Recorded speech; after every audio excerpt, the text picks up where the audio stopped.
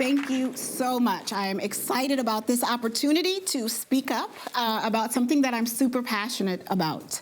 What we'll talk about today is how one death can lead to impacting many lives.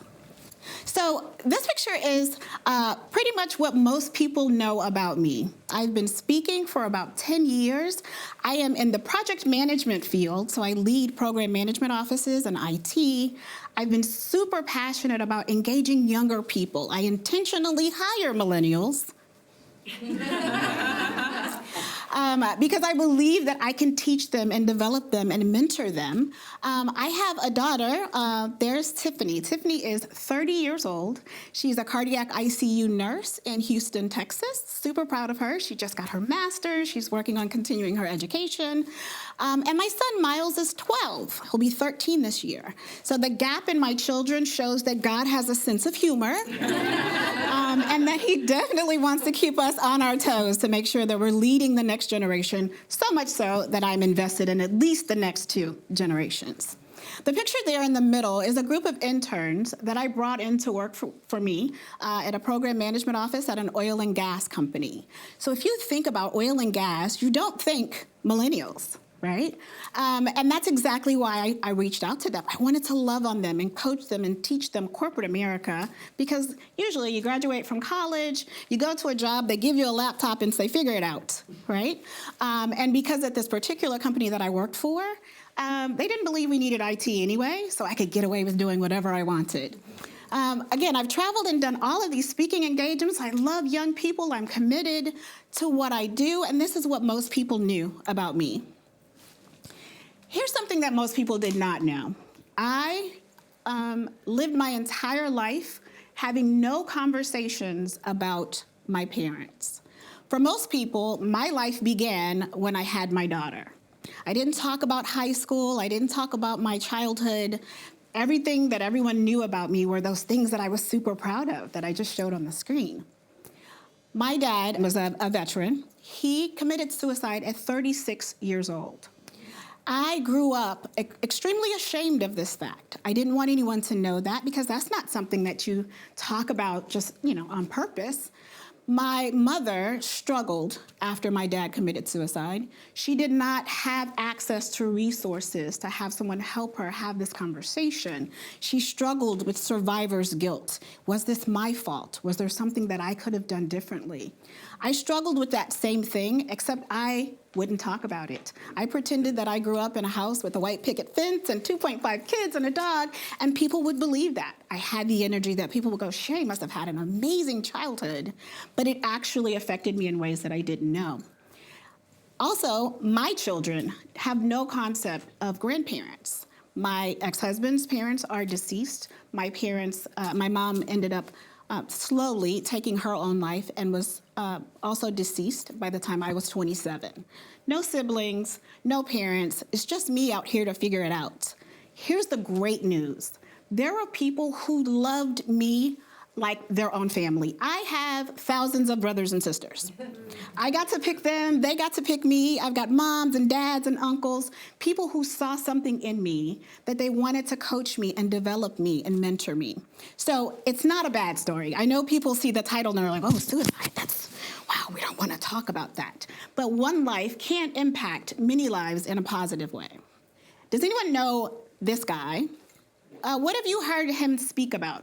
Anybody know? Why? What's your why? So I had the opportunity to meet Simon, and he said, you know what? You call yourself the millennial mentor, and why?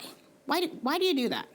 And I was like, I don't know why, actually. He's like, you should spend some time and figure out your why. Figure out what's important to you and why you're so focused on the next generation. I did a lot of research. I actually went to therapy for the first time, which was a lot of fun for me, not the therapist. But it was much different than what I expected. My first interaction with the therapist, she said, tell me a little bit about yourself. And I talked for like 30 minutes. And she said, well, let me do some math. So it sounds like you experienced 1 suicide, 2 deaths with your parents. That action has impacted 3 generations, yourself, your parents, and now your children.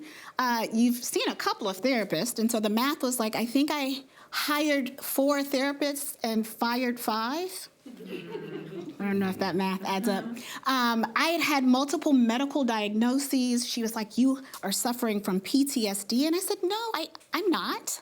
I'm fine because a white picket fence and 2.5. No, sweetie, that's not your story. You should process the trauma that you've actually experienced."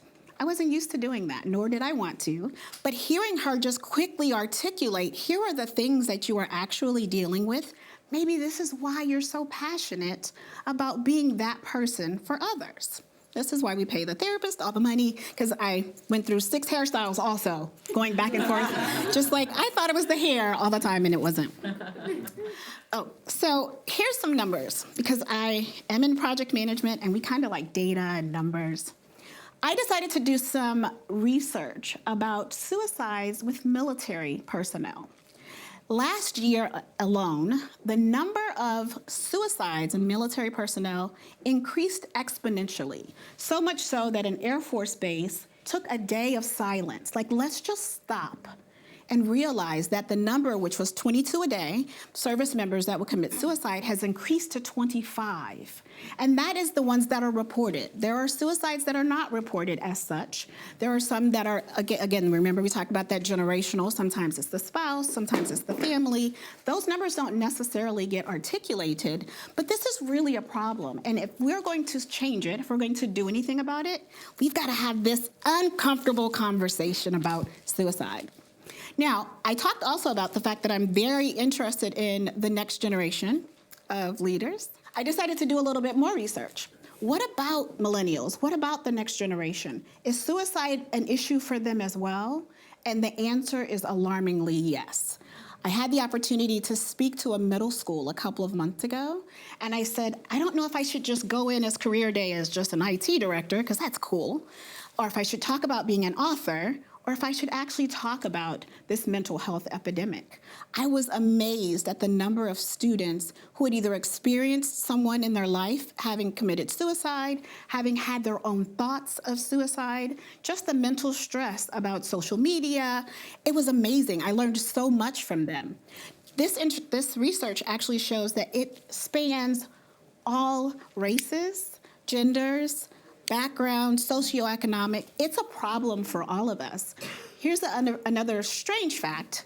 No one's talking about it. I can't go to my church and talk about mental health or suicide prevention. I can't go to my organization and have conversations, even with my human resource professionals, because suicide's a bad word. Mental health is something that we should not talk about, unfortunately just deal with after it happens. So because I'm passionate about the next generation, I wanted to have some numbers and some ideas about what that meant. Now, this is a Sankofa bird.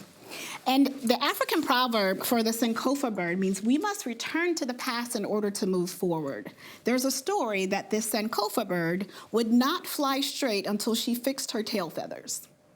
I thought that was awesome. I'm like, that's me. Like, here I am flying and running into things.